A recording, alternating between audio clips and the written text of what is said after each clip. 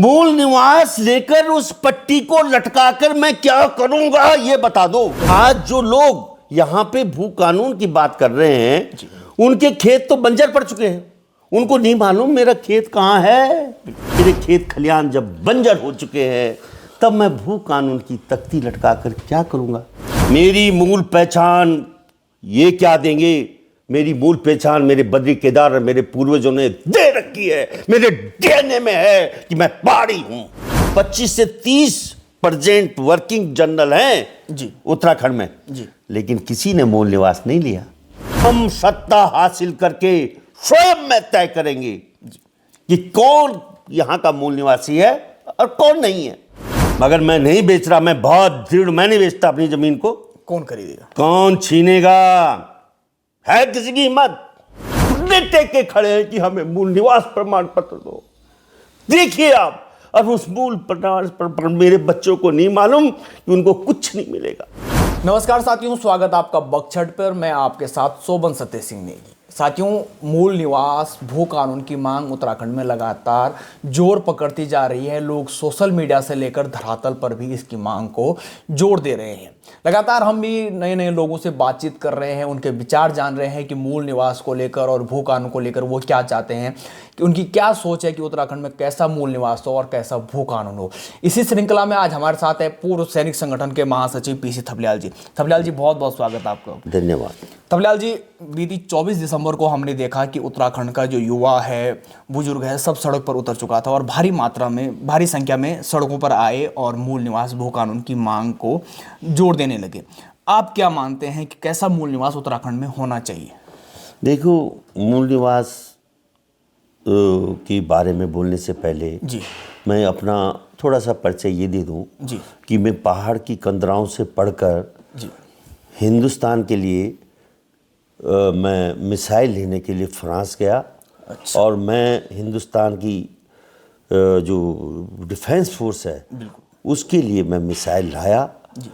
और जब भगवान बद्रीनाथ ने मुझे ये मौका दिया तो मैं फ्रांस से स्विट्ज़रलैंड के गांव-गांव घूमा जी, क्योंकि जब मैं बच्चा था तो उस समय हमारे यहाँ हेमवती नंदन बहुगुणा जी आए थे जी, और उन्होंने कहा था कि मैं उत्तराखंड को एक दिन स्विट्ज़रलैंड बना के रहूँगा। अच्छा। वो दिन आया नहीं। और लेकिन जब मेरे को ये मौका मिला तो मैं उनके सपने को कि क्या सोचा होगा उन्होंने, तो भगवान ने मेरे को पूरा मौका दिया। मैं स्विट्ज़रलैंड गया, जूरिच में मैं ठहरा और जूरिच के बाद मैं स्विट्ज़रलैंड के गांव-गांव घूमकर मेरे दिल में एक आग उठ गई। यही भौगोलिक परिस्थिति मेरे पहाड़ की, और मेरा पहाड़ आज बहुत पीछे विकास की लौ में और स्विट्ज़रलैंड सबसे आगे। बिल्कुल। बस वहीं से मेरे अंदर एक ज्वाला जगी और मेरा ध्यान अपनी पहाड़ की ओर चला। और कि वही परिस्थिति वहां भी है, वही भौगोलिक, वही पहाड़, वही नदी नाले, वही, बल्कि मैं ये कहता हूं उनके पास हिमालय नहीं है, उनके पास गंगा जमुना नहीं है जो हमारे पास। तो इसलिए उन सपने को लेकर मैं आया और मैंने अपने जॉब से मैं त्याग पत्र देकर भरी जवानी में, अच्छा, 32 साल की उम्र में मैं उत्तराखंड की धरती पे आ गया। अच्छा। प्रभु की कृपा से उसी समय पृथक राज्य उत्तराखंड आंदोलन हुआ और मैं पृथक राज्य उत्तराखंड का सिपाही बनकर रामपुर तिराहे का मैं साक्षी हूं। और मैंने वो विशालतम रैली का भी मैं हिस्सा हूं रहा 1994 में, जो आज दिन तक नहीं इस राज्य में नहीं दिखी। बिल्कुल। तो इसलिए मैं कह रहा हूं कि मैं पहाड़ हूं। मैंने पहाड़ को खोदा, खेत खलियान बनाए जी।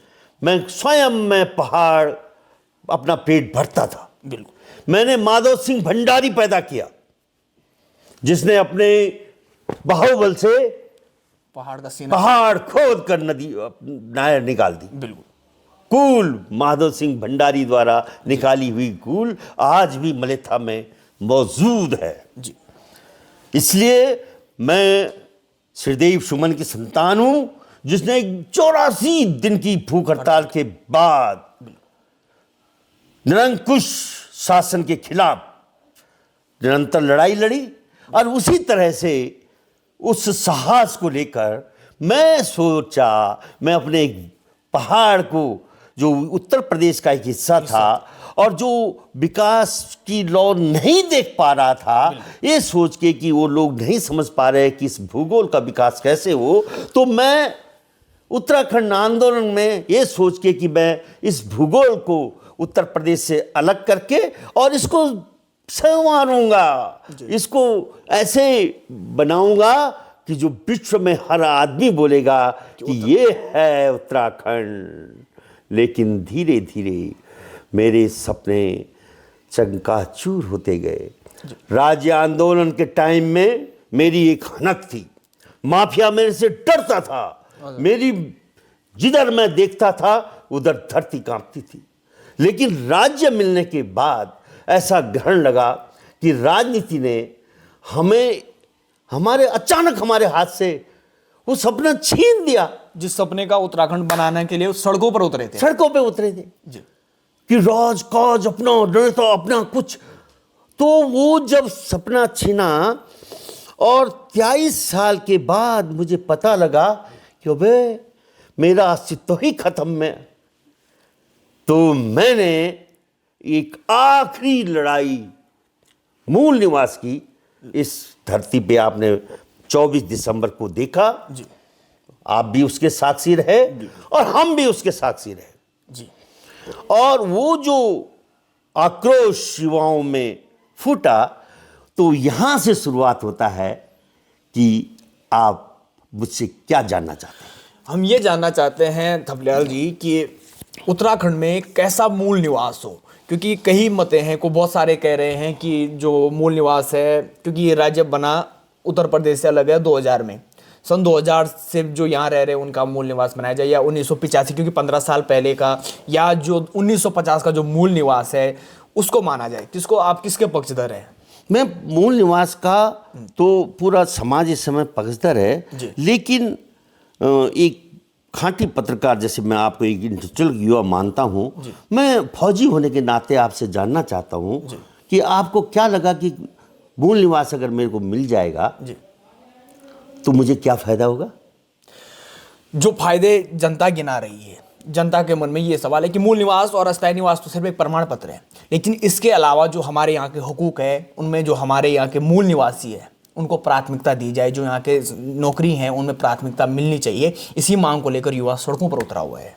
लेकिन प्राथमिकता किससे मांग रहे हैं हम?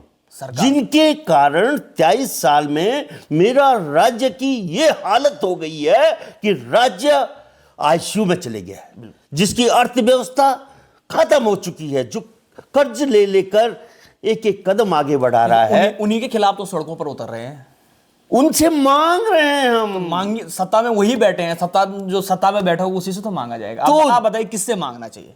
मांगना हमें अपना राज चाहिए। हम अपने आप, अगर हम पहाड़ पुत्र है तो हम सत्ता हासिल करके स्वयं में तय करेंगे कि कौन यहां का मूल निवासी है और कौन नहीं है। ये क्या तय करेंगे? इन्होंने 23 साल तक ना उनको याद आई मूल निवास की, ना हमें याद आई मूल निवास की। जिनके लिए आप कह रहे हैं कि ये क्या करेंगे, उन्होंने अभी भू कानून को लेकर एक समिति गठन की है, उस समिति का निर्णय भी आ चुका है। जल्दी एक नई नीति बनाई जा रही है भू कानून को लेकर। जब मूल निवास की बात हो रही थी 24 दिसंबर की जो रैली की जब योजना बन रही थी, तो उससे पहले ही धामी सरकार ने एक फैसला लिया था कि जो जिनका मूल निवास बना है उनसे अस्थायी निवास नहीं मांगा जाएगा, और आगे भी इस पर एक प्रवर्तक समिति जो है वो गठित की गई है। इसको कैसे देखते हैं आप? देखो, मूल निवास और स्थायी निवास अलग अलग चैप्टर है। बिल्कुल बिल्कुल। और इस चैप्टर को मिला देने की हैसियत केवल केंद्र को है और संविधान को है, मुख्यमंत्री को तो है ही नहीं। जब यहाँ से मूल निवास की जो प्राथमिकता थी वो खत्म कर दी गई थी, मूल निवास नहीं बन रहे थे, तो ये तो राज्य सरकार के मूल निवास बददस्तूर बनता रहा है।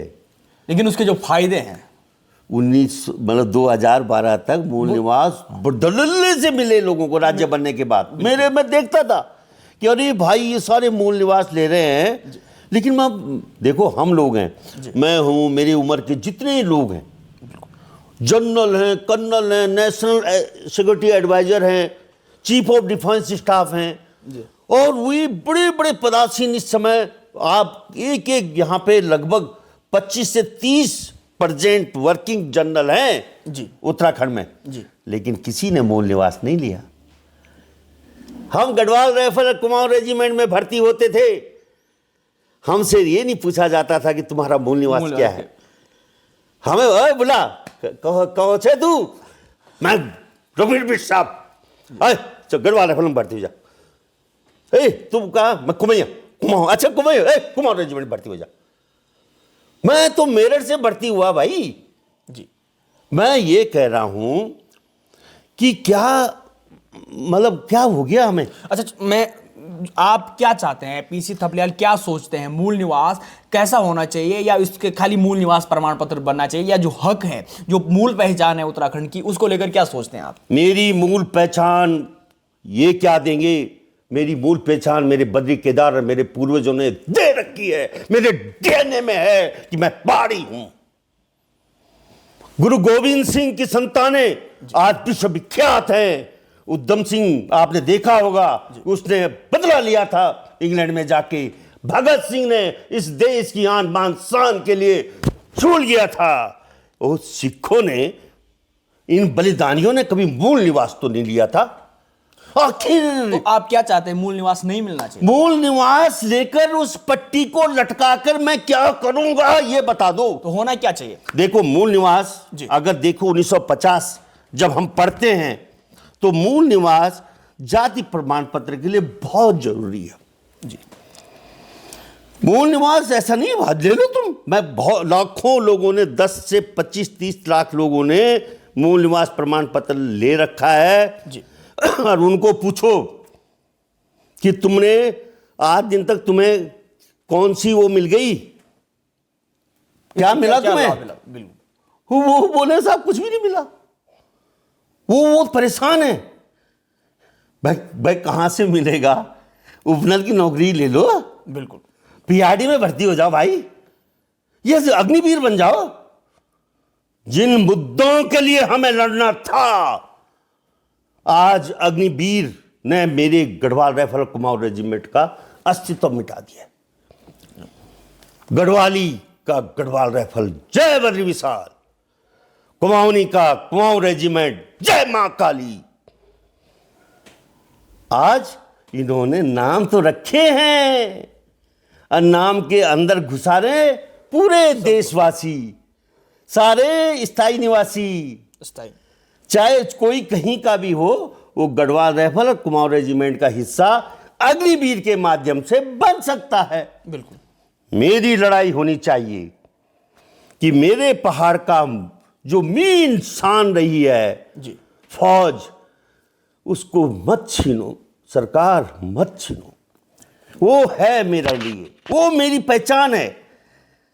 मेरी पहचान Garhwal rifle Kumaon regiment Gorkha rifle है भाई।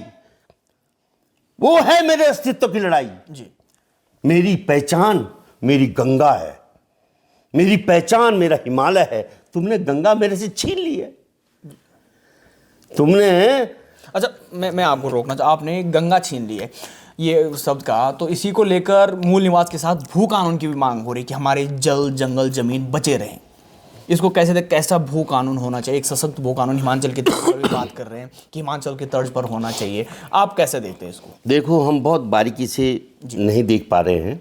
आप बारीकी से नहीं, जो आपको दिखाई दे रहा है। नहीं जी, मैं बारीकी से इसलिए बोल रहा हूं जी, कि हिमाचल प्रदेश में जो भू कानून था, जी, लगभग 98-99% सेम भू कानून यहां लाए माननीय तिवारी जी। अच्छा, कोई फर्क नहीं, कुछ फर्क नहीं पड़ा। नहीं, उसके बाद 2018 में जिस प्रकार से लेकिन एक फर्क है। क्या फर्क यह है कि जब भू कानून हिमाचल में लाया गया था, उस समय हिमाचल के गांव हरे भरे सब खेत खलियान उनके जिंदा थे। और ठीक उस वक्त पे सही समय पे उनके विजनरी नेता परमार जी ने वो लगाया और वो उस खेत खलियानों के माध्यम से उनकी गांव की अर्थव्यवस्था आज दिन तक बदस्तूर जिंदा है। और मेरे गांव जब खाली हो चुके हैं, मेरे खेत खलियान जब बंजर हो चुके हैं, तब मैं भू कानून की तख्ती लटका कर क्या करूंगा?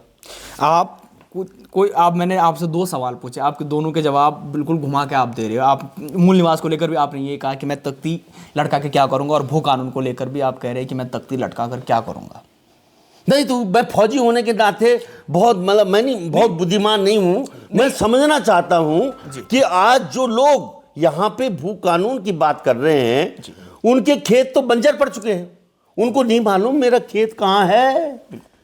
उनके खेतों में आप क्या देखते हैं कि कैसी रणनीति होनी चाहिए? मैं इस पर जानना चाह रहा हूँ, क्या आपकी क्या राय है इस चीज को लेकर? पहले हमें अपने खेत खलियान जिंदा रखने चाहिए जी। हम यहाँ चौधरियों के यहाँ पे 50 गज और 100 गज की जमीन में हमने मकान बना लिए जी। सुबह उठते हैं, थैला लटकाते हैं, भूख कानून, भूख कानून की आवाज पहाड़ के खेत खलियानों से आनी चाहिए, पहाड़ की कंदराओं से आनी चाहिए। वो सोचते, क्योंकि आज तो जब मैं अपने यहाँ जाता हूं तो मुझे अपने खेत में जाने में डर लगता है कि बाघ मालूम नहीं कहां से झपटा मारे और मेरी जिंदगी को, बूढ़े की जिंदगी को, खेत जंगल बन गए, मर रहे हैं। जो वहां पे हैं वो रोते हैं, भाई जी हम कब जाएंगे यहाँ से, हमको इन जंगली जानवरों ने परेशान कर रखा है, खेत में कुछ भी बोते हैं, खा जाते हैं। तो आप ये बताओ कि क्या हम भू कानून जंगली जानवरों के लिए ले रहे हैं? नहीं, बिल्कुल नहीं। तो इसके लिए हमारे अंदर एक क्रांति आनी चाहिए। कोई हमारा कोई सैं गुसैं हो, या हमारी सरकार ऐसी रिस्पॉन्सिबल सरकार होती जो मेरे खेत खलियानों को जिंदा करने का एक बड़ा प्रोग्राम बनाती। वहां पे तमाम चकबंदी, कब से बोल रहे हैं हम, चकबंदी करवाती, बिल्कुल वहां पे पड़ताल कराती, वहाँ पे लोगों को मोटिवेट करती, क्योंकि किस तरह से वहाँ पे जंगली जानवरों से अपनी फसल को बचाएं। इन तमाम सवालों को जब हम देखेंगे तब हम स्वयं में बोले, क्योंकि जमीन कोई नहीं छीन सकता, मगर मैं नहीं बेच रहा, मैं बहुत दृढ़, मैं नहीं बेचता अपनी जमीन को। कौन खरीदेगा, कौन छीनेगा? है किसी की हिम्मत?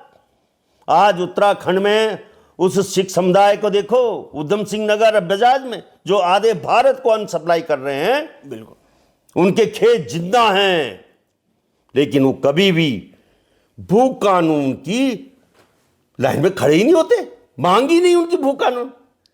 आप खड़े हैं?